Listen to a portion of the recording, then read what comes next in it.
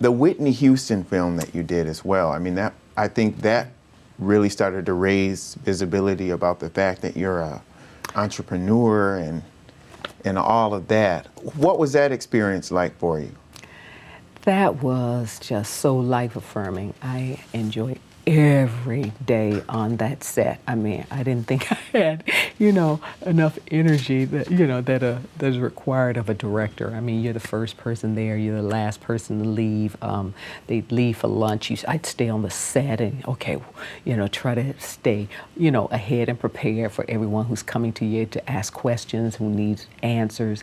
But it was wonderful because I had a great deal of love and respect and appreciation for Whitney, for relationships. So it would be her relationship and her husband and their child, for her and her parents. This black family, this simply talented, extraordinary girl from, Jersey, and just when you have a love and a passion, hers for singing, and then you're so blessed by your gifts and your talents, and you have the opportunity to play that out on the world stage, and all that comes at you because you're doing what you love, and then how it can get you sidetracked. It's just a cautionary tale for everyone, for anyone. Right.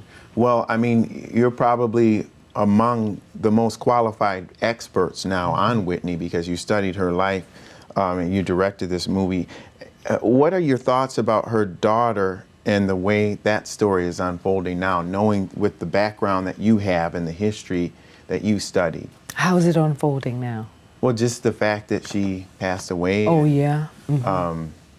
Now it's said that there was a woman taking care of her that wasn't even qualified to be a nurse. But really just the idea that she did pass away and that these things happened after Whitney's death.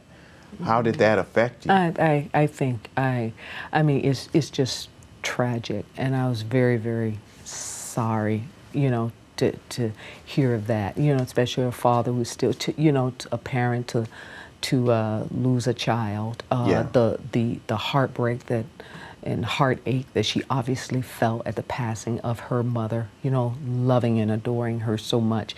It was interesting that during the making of the film, maybe the first week, I lost my mother. So it was, it was really very poignant and close and open, and I could, really have a sense of how she must have felt in Did that make it easier for you to kind of deal with the fact that she was upset with you that you didn't cast her as Whitney?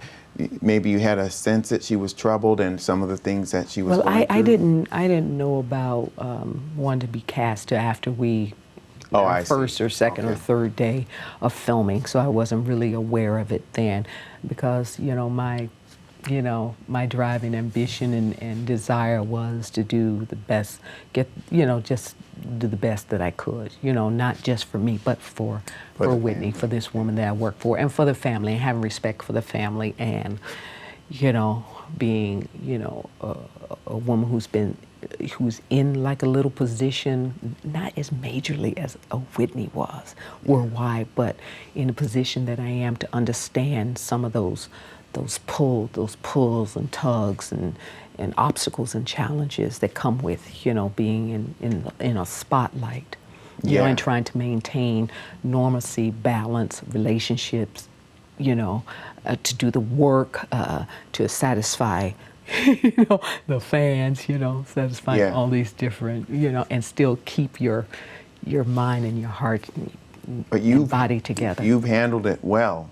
I mean, in terms of the paparazzi and all of that, you're not caught up in these controversies. And so we're running out of time, but I'd like to know. Yeah, as they say, don't get caught up. What do you? Don't get caught up. Don't mistake your presence for the event.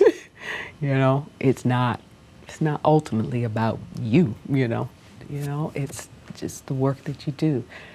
Stay focused, stay true, believe in God, then, trust in a greater purpose, end result, it all works out in the end,